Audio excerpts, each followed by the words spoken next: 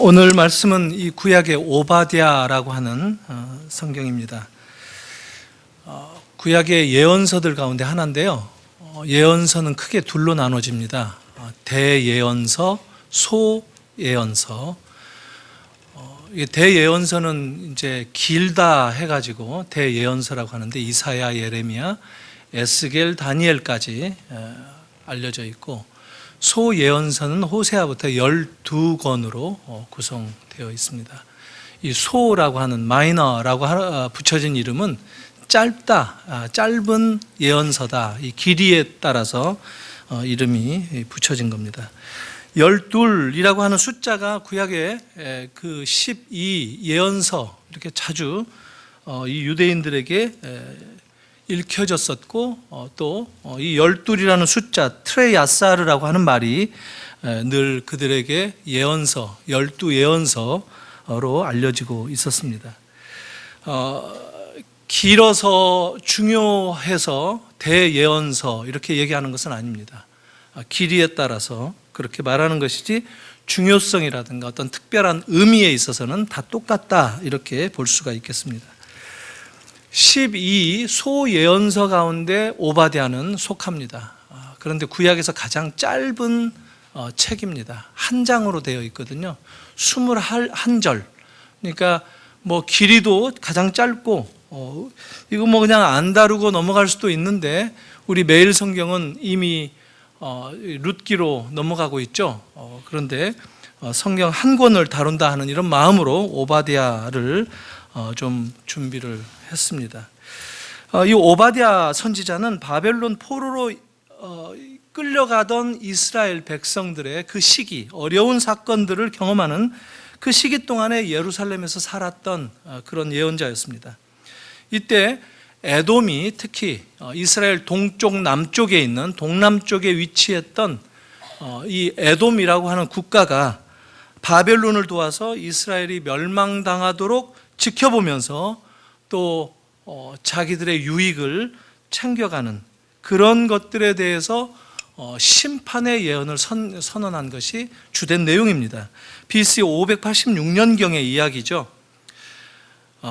에돔과 이 이스라엘의 관계는 항상 이 무역로를 중심으로 서로 갈등을 벌이고 있었습니다. 왕의 도로, 이게 뭐 킹스 하이웨이라고 하는데, 시리아의 다메섹에서부터 시작해서 북쪽에서 남쪽 이집트까지 직선으로 내려오는 그 고대 간선도로, 그 도로를 둘러싸고 세금을 어떻게 얻느냐 하는 이 도로의 지배권을 두고 이스라엘과 다퉈왔던 그런 나라이기도 합니다.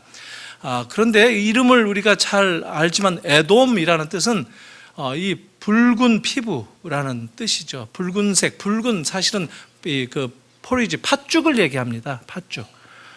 야곱 생각나죠? 팥죽으로 형에게 장자권을 사버렸던 그 에서의 후손이 에돔입니다. 에서의 후손들이 만든 나라이기도 하죠. 그러니까 이 이스라엘과 에돔 사이의 갈등은 어제 오늘의 이야기가 아니다라는 거죠. 이미 천 몇백 년 전부터 일어났었던, 지속되었던 그런 갈등이었다라는 겁니다.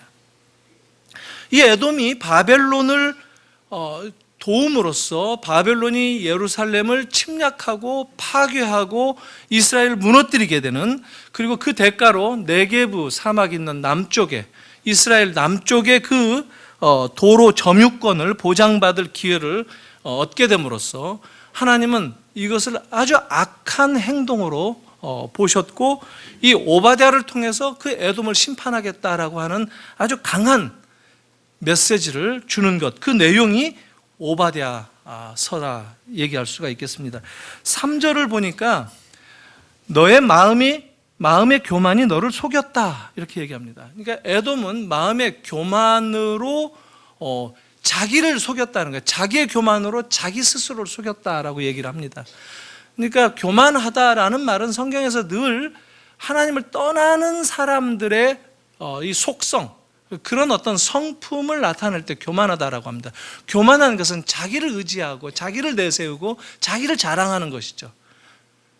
하나님을 의지하고 하나님을 의뢰하고 하나님과 동행할 것을 기대하는 이런 성품이 아니라 하나님 없이 내가 내 힘을 추구하고 내가 내 인생을 도모해 보겠다라고 하는 이런 인간의 마음을 얘기할 때 교만하다라고 얘기하는데, 이 교만의 귀결점은 항상 속임당하는 겁니다. 하나님 없이 내가 설 수 있다고 믿지만 이것은 속는 거라는 거예요. 교만이 나를 속인 거다라고 하는 것이죠. 결국은 하나님 없는 삶은 망하는 경험밖에 없다라는 거예요. 결국 심판을 피할 수 없는 길에 다다르게 된다라는 것을 지금 성경이 계속해서 이 워드 플레이를 사용하면서 오바댜를 통해서 에돔을 심판하는 메시지로 주어지고 있습니다. 사실 이스라엘은 그들의 형제예요. 형제 국가예요.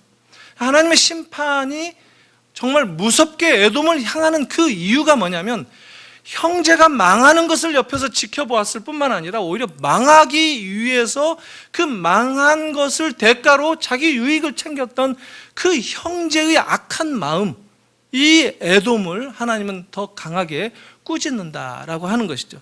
형제도 어떤 형제냐면, 그 조상으로 거슬러 올라가 보면 에서와 야곱, 우리 잘 알고 있죠.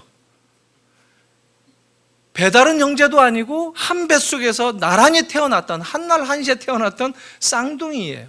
이 두 형제 에서와 야곱의 이야기를 우리는 이미 창세기에서 길게 이야기 들어서 잘 알고 있습니다. 그 형제를 돕기는커녕, 형제를 사랑하기는커녕 형제가 넘어지기를 바라고 있었고, 오히려 넘어뜨리고 거기에서 생기는 그 전리품을 나눠 갖겠다라고 하는 것, 이것이 아주 악한 행동이었다라고, 하나님은 심판을 하실 수밖에 없다라고 하는 것이 이 오바댜의 전체 짤막한 내용이지만 전체 메시지다 하는 겁니다. 에돔은 말씀드린 대로 에서의 후손인데 이 두 사람부터 좀 살펴볼 필요가 있죠. 에서와 야곱, 이 두 사람은 아브라함의 손자입니다. 손자. 그러니까 아브라함의 하나밖에 없는 아들, 이게 이삭이었지 않습니까? 근데 이삭이 리브가와 결혼해서 낳은 쌍둥이가 에서와 야곱이었어요. 이 둘은 뱃속에서부터 서로 나오기 위해서 다퉜다라고 얘기하고, 이 동생이 형의 발목을 잡고 나왔다 해가지고 이게 형과 다툰 자, 또 뭔가 이게 움켜쥔 자, 이런 이름을 붙여줘서 야곱이라는 이름을 붙여진 겁니다. 같이 크면서도 늘 서로 갈등하고 서로 맞지 않는, 늘 다투는 그런 형제들이었다라는 겁니다. 생활 습성도 성품이나 가치관도 사사건건 부딪히고 다를 수밖에 없었던 그것 때문에 이들의 운명이 계속해서 다투는 인생을 살았다라는 겁니다. 성경은 우리에게 다양한 정보를 제공해 줍니다. 에서는 강한 사람이었다라고 얘기해요. 사냥을 좋아했고 남자다운 그런 것이 있었던 반면에, 야곱은 엄마의 치마폭에서 엄마 음식 만드는 거 보고 엄마 따라다니고 하는 것을 좋아하는, 좀 더 소심하고 좀 더 섬세하고 이런 성품이었다라고 얘기합니다. 그러니까 형은 대범하고 털털한 대신에 동생 야곱은 좀 이렇게 꼼꼼하면서도 계산적이었다, 이렇게 성경은 얘기를 합니다. 에서는 뭐든지 쉽게 실증도 냈다가 포기도 잘 하지만, 동생 야곱은 한번 마음에 정한 것은 반드시 이루고야만은, 한번 갖고 싶은 것이 있으면 반드시 어떻게 해서라도 가지고야만은 그런 집념의 사나이로 욕심 많은 사람으로 소개되고 있습니다. 서로 사이가 좋을 리가 만무하죠. 이 두 형제가 우애하기가 상당히 힘든 그런 형편이었습니다. 더군다나 이 두 형제 사이에 원만하지 못했던 그 관계를 이 부모인 이삭과 리브가는 편애로 불을 더 지폈습니다. 부모의 편애로. 이삭은 남자다운 아들 에서를 편애했고, 리브가는 참 약한 아들이라고 여겨졌던 둘째 야곱을 편애했습니다. 편애가 좀 심했던 것 같아요. 끝까지 서로의 품에서 그 아들들의 미래를 따로 생각하고 있었던 부부로 성경은 소개되고 있습니다. 우리가 알듯이 인격적으로 성숙하지 못한 부모에게서 자란 아이들, 바르게 자라기가 힘들죠.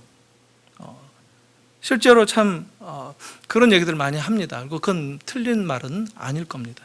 그런데 또 저는 이런 말을 이렇게 하면서 또 부모로서 제 스스로에게도 이렇게 좀 돌아보는 그런 생각을 좀 해보지 않을 수가 없는데요. 모든 부모들이 그렇게 완벽하고 완전하고 인격적으로 성숙하고 그러면 참 좋겠지만 그러지 못한 게 또한 우리들의 현실이기도 하죠. 우리의 진정한 아버지이신 하나님은 완전하신 분이지만 그 하나님을 때로는 대리한다고 하는 가정에서의 부모, 아버지는 때로는 완전하지 못합니다. 실수도 하기도 하고 약점도 있기도 하고 그러는 것이 우리의 현실이기도 합니다. 그렇기 때문에 아이들을 정말 온전한 모델로서 완벽한 어떤 부모의 역할을 다 보여주면서 아이들에게 좋은 성품을 어릴 적부터 갖도록 이렇게 양육하는 이런 일은 사실 꿈 같은 얘기이기도 합니다. 그래서 제가 한번 좀 생각을 해보니까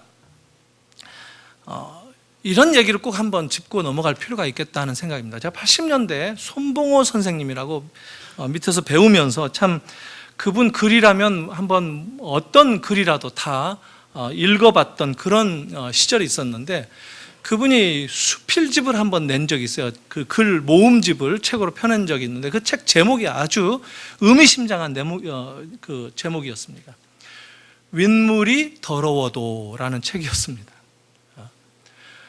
그 분은 사실 우리 보통 속담 있죠. 윗물이 맑아야 아랫물도 맑다 하는 거. 우리 뭐 다 아는 얘기인데 근데 우리가 삶 속에서 경험하는 현실은 그럼 윗물이 더러울 경우는 어떡하냔 말이죠. 윗물이 더러울 때가 있단 말이에요. 있는데 그럼 윗물이 더러우면 아래는 자연스럽게 당연하게 더러워지는 것이 마땅하냐 하는 것을 반문하는 그런 책 제목이었습니다. 그분 말씀은 오히려 그 반대로 생각 한번 해보자. 윗물이 좀 더러울 때도 있는데 그렇다고 더러운 것을 꼭 보고 배우고 잘할 필요는 없다. 한번 좀 이 참 마음에 미안한 마음으로 어른으로서 젊은 세대들에게 그럼에도 불구하고 한번 이런 얘기를 생각해 보자라고 말씀을 하셨던 것을 제가 기억을 합니다.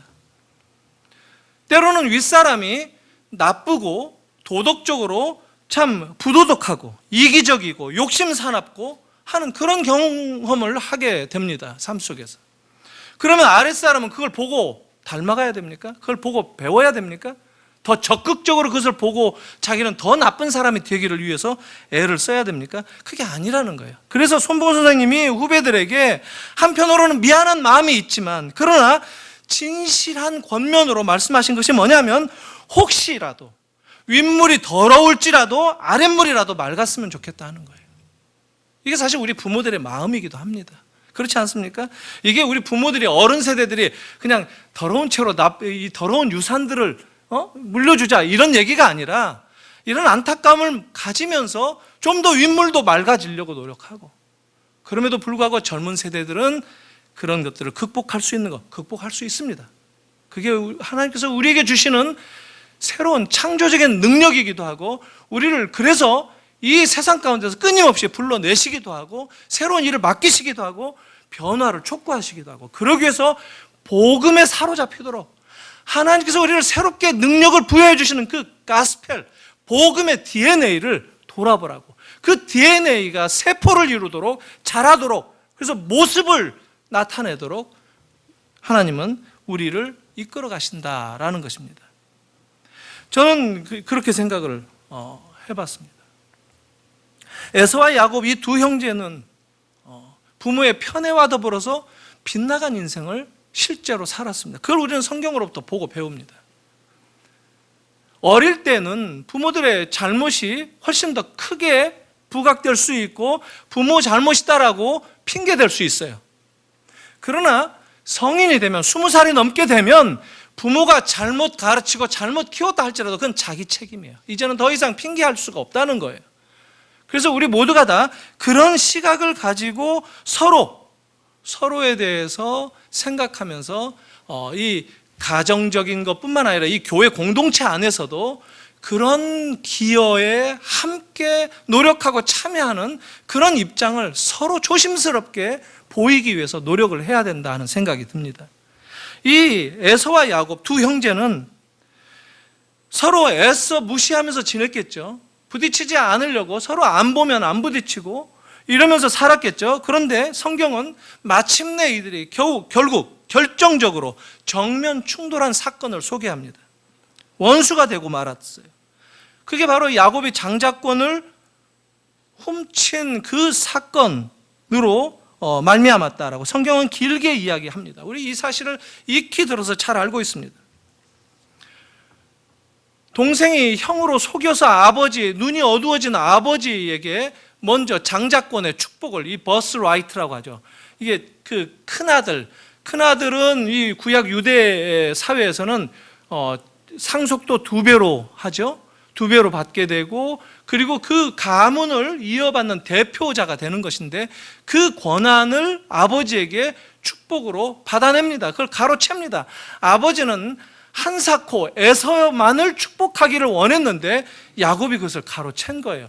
형한테는 거래를 했어요. 팥죽 한 그릇으로. 배고파 못 견뎌하는 형을 팥죽으로 했는데 형도 배고플 때는 팥죽으로 장자권을 그냥 쉽게 팔아 넘겼지만 정신 차리고 보니까 자기가 뭘 했는지 이것을 인정하지 않으면서 자기의 장자권을 빼앗아간 야곱을 죽이겠다라고까지 하는, 그래서 원한을 품게 되고, 그래서 그 가족들이 뿔뿔이 흩어지게 되는, 가족의 이 형제들이 갈라지게 되는, 원한을 품고 분노하면서 살아가게 되는 그런 형제의 아주 비극 가운데 떨어지게 된다라는 거예요.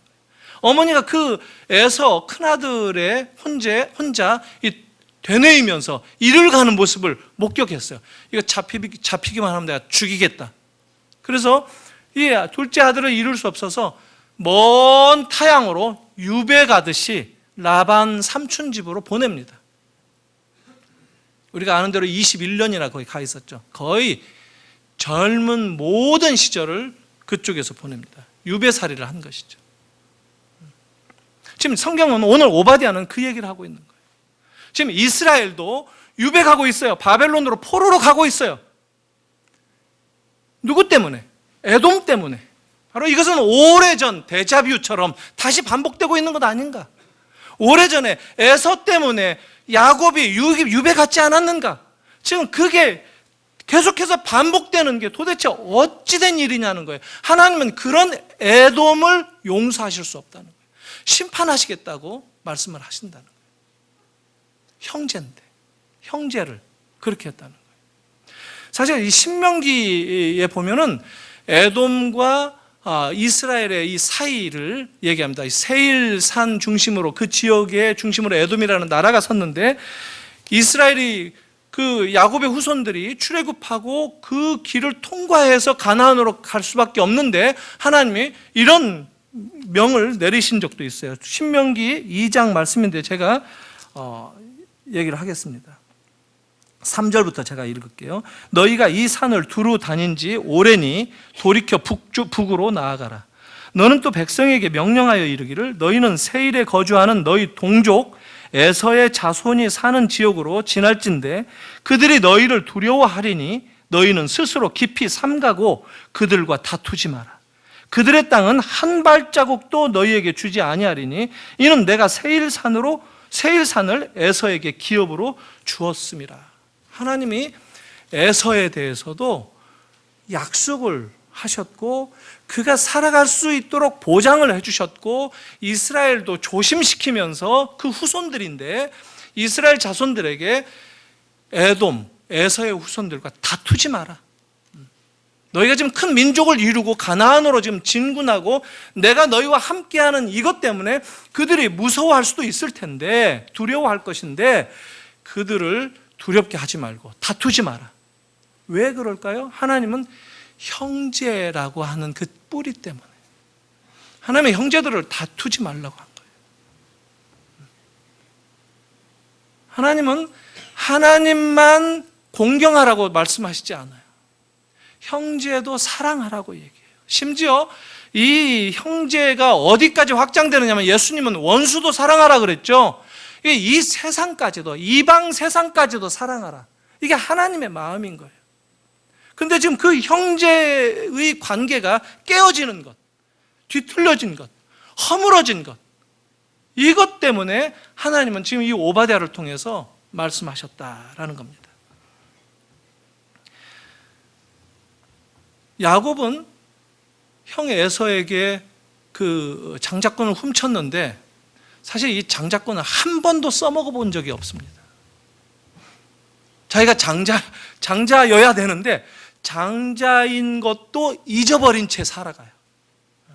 사실 이 장자권은 작물이었어요.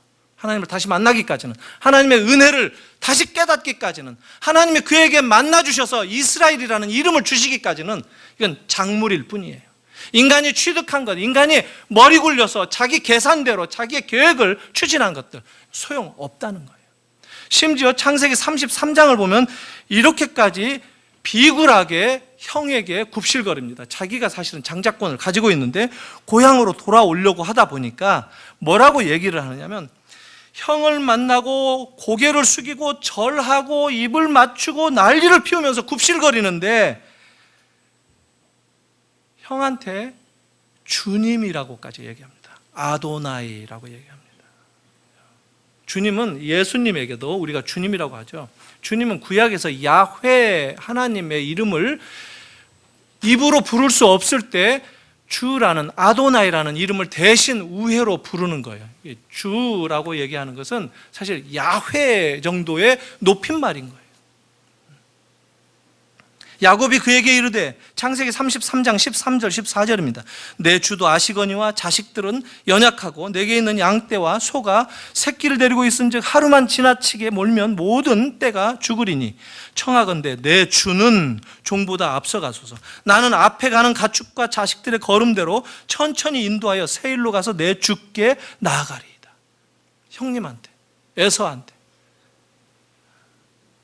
에서가 같이 가자, 동생 오랜만에 만났으니까 반갑고 같이 가자 하는데 이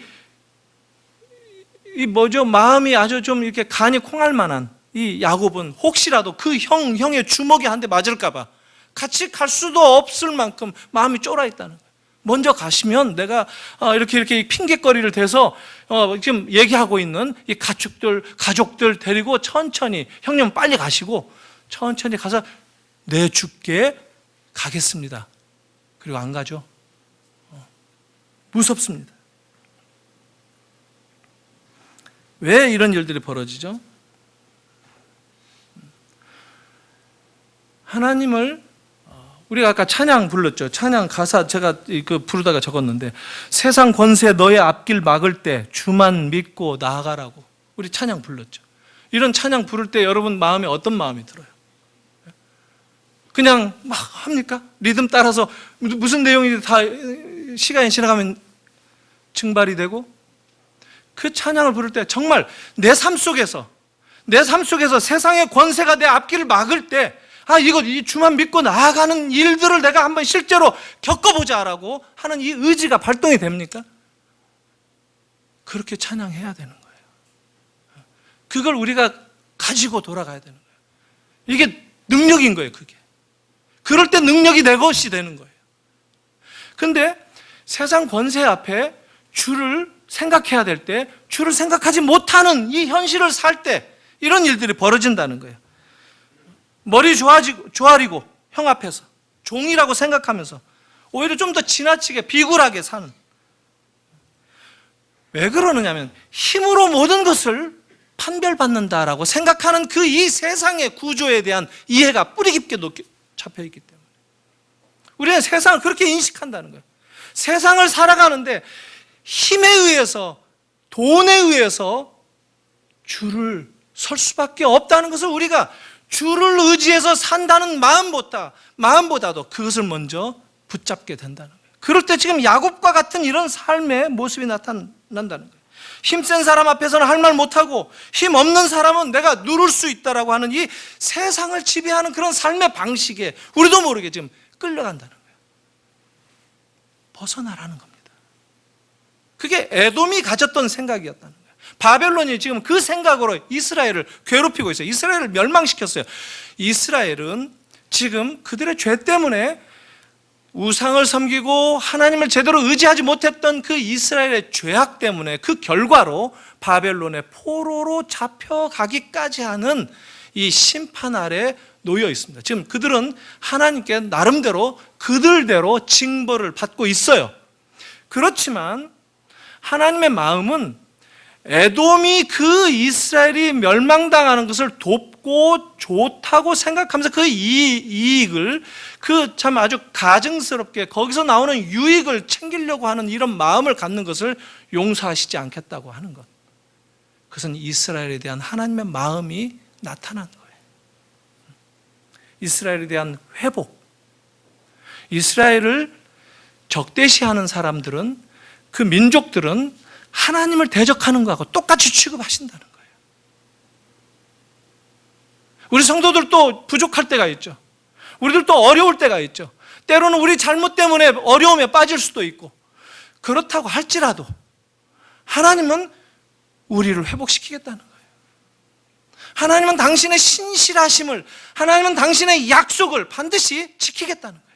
하나님은 우리를 때로는 어려움 가운데 통과하게 할지라도 그것은 우리가 빚어져서 정금처럼 단련되기를 위해서 우리를 훈련시켜 주시는 것이지, 그것은 유익을 더 주시기 위해서 내려주시는 축복이지, 그 통로를 통과해서 반드시 하나님의 축복에 이르게 될 것이다라는 것을 믿음으로 바라봐야 할 것인데, 우리가 거기서 넘어지고 좌절하고 해서는 안 된다는 거예요.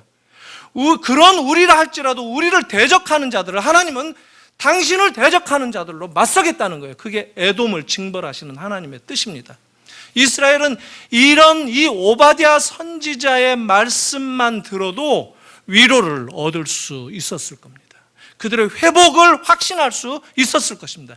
이것이 세상을 경험하면서 우리가 가져야 하는 믿음의 눈입니다.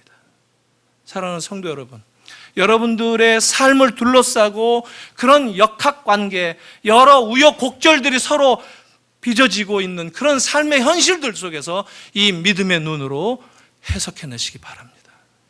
하나님은 여러분 편이시고 여러분들을 동행하시며 여러분들에게 힘 주시고 여러분들을 대적하는 자들을 하나님은 당신을 대적하는 것으로 생각하시겠다, 간주하시겠다 하시는 분이라는 것이죠. 어제 뉴스를 봤는데요, 여당 대표라고 하는 분이 가난한 사람들에게 연탄 배달해 준 행사를 한 모양입니다. 거기서 흑인 유학생을 동원을 해서 같이 연탄 배달을 하는데 나이지리아에서 온 유학생인가요? 얼굴 까맣잖아요.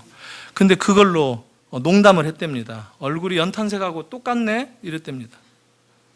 그래서 자기는 친근함의 표현이었다고. 근데 알고 보니까 불찰이었다고 금방 변명하고 사과했습니다. 근데 외국 같으면요, 당 대표는커녕 국회의원도 그 자리에서 끝납니다. 정치 생명이 끝납니다. 이런 것들은, 이런 문제들은 우리는 그냥 별 문제 삼지 않고 넘어가요. 신문에만 그냥 나오고 넘어가요. 이게 우리들의 현 주소인 거예요. 그런 사람들이 버티는 것이 아니라 그런 저질 정치인들을 우리가 인큐베이팅 하고 있는 거예요. 우리들이. 오바마 앞에서 그렇게 하겠어요? 피부색 가지고 농담하겠어요? 아이고 초콜릿색 같네요? 이렇게 얘기하겠어요? 안 해요. 이 박 대통령, 저도 박신데 이게 억양이 참 쉽지 않네요. 박 대통령 한 번씩 볼 텐데 어떤 친근함을 표현을 할지 참 궁금해집니다. 그런 사람들은 사실은 자기보다 힘 있는 사람들한테 그런 농담 안 해요. 자기보다 힘 없고 어린 사람들을 희롱하는 것이죠.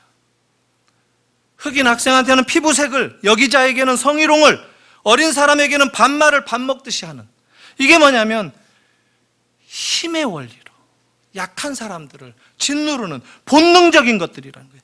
이게 이 세상을 너무 오랫동안 지배한다는 거예요. 이게 권력이 움직이는 방향입니다. 이게 현실이에요. 우리가 살고 있는 삶의 현실이에요. 이런 실수는 세상에서만이 아니라 교회에서도 일어날 수 있는 거예요. 교회에 누가 힘을 가지고 있죠? 누구라 할지라도. 목사도 예외가 아니에요. 목사도. 힘있고, 좀 더 여유 있다고 생각하는 위치. 누구라도 그런 식으로 친근감을 표현하는 거, 이거 삼가해야 되는 거예요.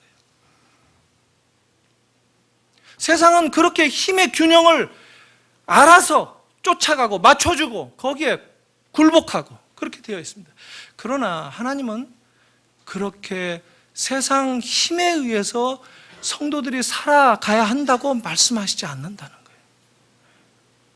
사랑하는 성도 여러분, 여러분들이 힘이 없다라고 생각을 하시는 분들이라 할지라도 이 모든 사람들의 이 인생의 이 삶의 현장은 다양하게 다면화되어 있기 때문에 이쪽에 대해서는 힘이 없을 수 있어요. 그런데 다른 쪽에서는 같은 사람이 힘이 있을 수도 있어요. 이건 사실은 어떤 특정한 권력자들에게만 해당되는 게 아니라 모든 인간에게 맞아요. 그래서 이 인간의 본능은 그 권력을 향한 의지에 의해서 치닫는다라고 니체가 얘기하지 않았어요? 그런 종교를 만들었다는 거예요. 하나님은 죽었고 그 대신 사람들은 그런 거예요. 그래서 슈퍼맨이 되라는 거예요. 좀 더 슈퍼맨을 추구하라는 거예요. 우버만슈. 이게 슈퍼맨이에요. 슈퍼맨. 초인이 되라는 거예요. 초인이 되라. 권력을 가져라는 거예요. 힘이 장땡이라는 거예요. 근데 그 힘을 가지게 되면 돈 많으면 힘이 있다라고 하니까 돈을 추구하게 되고 이게 이 세상의 방식이라는 거예요. 그 방식으로부터 우리는 출애굽했다는 것을 기억해야 된다는 겁니다. 그 방식으로부터 그 삶을 살아가던 우리의 옛사람의 삶의 구조 속에서 이제 새 사람을 입었다고 성경은 우리에게 매일매일 각성하라고, 돌이키라고, 우리의 신분을 다시 한번 조명해보라고, 우리가 어떤 삶의 자리로 나아가는 자들로 부름받고 있는지를 돌아보라고 성경은 우리에게 말씀을 합니다. 사랑하는 성도 여러분, 우리가 예배하는 게 바로 그 삶에 복종하겠습니다. 새로운 삶에, 복음이 나를 새로 불러낸 그 삶에 따라 새로운 피조물이 되겠습니다. 고백하는 자리가 예배의 자리 아닙니까? 이것을 살아내야 됩니다. 이 복음의 DNA를 가지고 이게 쉐이프, 모양을 이루도록 내 행동으로, 내 말로, 내가 만나는 사람과의 그 관계 속에서 이게 증명되도록 살아가야 된다는 거예요. 살아가는, 행동을 하는 것이 위대한 거예요. 믿음으로 교리만 머릿속에 담고 있는 것이 아니라 그것을 내가 보이면서 살아가는 것이 그게 중요하다라는 거예요. 사랑하는 성도 여러분, 여러분은 에서입니까? 야곱입니까? 여러분은 에돔에 속해 있습니까? 이스라엘에 속해 있습니까? 여러분은 혹시 내가 지금 유배 가운데 놓여 있다 이런 느낌을 받으시면서 지금 삶의 현실 속에 어려움을 경험하십니까? 사실 우리가 에서이든 야곱이든 에돔이든 이스라엘이든 우리는 어떤 면에서 다 유배 중에 있습니다. 교회가 세상 가운데 있다는 게 그런 뜻입니다. 하나님의 백성들이 이 세상 가운데 세상 속에서 빛이 되고 소금이 되라고 하신 이유가 그겁니다. 우리는 세상 속에 있습니다. 이 세상은 말 그대로 이 세상이에요. 힘의 논리가 통하는 세상. 그 속에서 우리는 하나님의 자녀들인 것을 드러내라는 거예요. 이 세상에 우리는 포로예요. 그러나 바벨론의 포로로 잡혀갔지만 그 가운데에서도 하나님을 의지하고 하나님의 약속을 붙들고 하나님의 깨끗게 하시는 그들의 그 어떤 신앙적인 이 마음을 새롭게 하나님께 집중하도록 부름받고 있는 이스라엘처럼 우리들도 우리의 마음이, 우리의 삶의 근본이 하나님을 향하도록 이 세상 가운데서 요구받는 그런 사람들이라는 거예요. 그래서 우리에게 복음을 주셨다는 거예요. 복음을 주셨다. 그래서 그걸 붙들고 따라가야 된다는 겁니다. 실화 하나 예를 들고 마무리를 해보겠습니다. 서울의 시내버스에서 벌어진 일인데, 제가 그저껜가 한국일보 이 지평선인가 하는 그 작은 컬럼에서 본 그런 내용입니다. 50대 신사하고 회사원 차림의 젊은 사람, 그리고 중학교 1학년, 2학년쯤 돼 보이는 소녀가 버스를 타고 있었고, 이제 버스 기사가 그 버스를 몰고 차를 운전을 하는데, 한 정거장에서 80세 전후로 되어 보이는 노인이 양손에 묵직한 그 비닐 봉지를 들고 차를 탔습니다. 노인은 요금이 없어서 미안하다, 조금만 태워달라고 기사 뒷자리에 살짝 걸터 앉았습니다. 기사는 요금 없이 버스를 타시면 안 됩니다 라고, 다음 정류장에서 내리세요 이러면서 말을 했습니다. 일순간 버스에 긴장감이 돌았죠. 저는 이 글을 읽으면서, 아니 우리 그 연세 드신 분들 65세 이상은 다 이 무임승차 하는 거 되지 않나? 그래서 이게 왜 그러지? 버스 돈 내고 타야 되나? 이게 아마 없었는지, 그게 좀 이상하다 하면서 읽기는 읽었습니다. 근데 노인은 제자 자리에 제대로 앉지도 못한 채 미안하다는 말을 거듭하면서 좀 태워달라고 했는데, 기사 아저씨가 그러시면 안 된다고 이제 다음 정거장까지 가서 내리시라고 했습니다. 여기까지는 낯설지 않는 그런 풍경인데, 중간쯤 앉아 있는 이 중학생 1학년이나 2학년 돼 보이는 소녀가 갑자기 큰 소리로 얘기를 했습니다. 기사 아저씨, 할아버지 내리라고 하지 마세요. 차비가 없다고 하시잖아요. 그러면서 이 소녀가 버스 요금 그 박스 통에다가 10,000원짜리 지폐를 한 장 집어 넣었습니다. 기사 아저씨가 갑자기 이게 뜨악했죠. 한마디 더 합니다. 잔돈은 할아버지 같은 분들이 타시면 요금으로 계산하세요. 그리고 이제 침묵이 흘렀습니다. 근데 50대 신사가 굉장히 마음에 당혹감을 느꼈다고 합니다. 자기 자신의 지갑에 있는 그 몇 장의 지폐를 떠올렸고, 슬며시 그 가운데 한 장을 빼서 손에 쥐고 있었습니다. 다행히 그 50대 신사가 내릴 정류장까지 이 소녀가 내리지 않고 아무 일도 없었던 것처럼 뭐 애들 하듯이들 휴대폰으로 만지작거리고 있는데, 목적지에 이르러서 버스 문이 열리자마자 소녀의 외투 주머니 속에 10,000원짜리 한 장을 넣고 죄인처럼 도망치듯이 버스에서 내렸다고 합니다.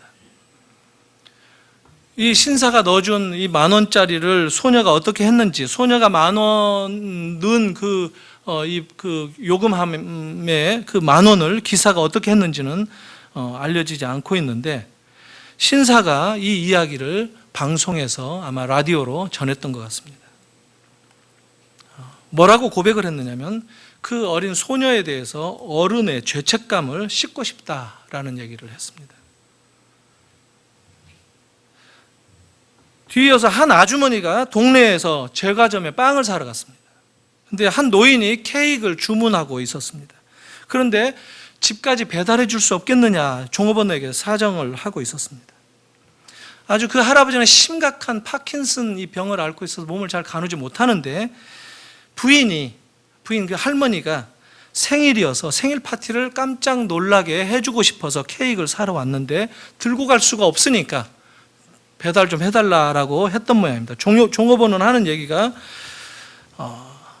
규정상 배달은 불가능합니다 이러고 있더랍니다. 그래서 그 아주머니가 자기 하던 일을 팽개치고 노인 부축하고 함께 케이크를 집어들고 집에까지 들어다 주었다고 합니다. 그리고 그 아주머니는 버스 안에서 일어났었던 소녀와 노인 이야기를 라디오를 통해서 들었다고 합니다.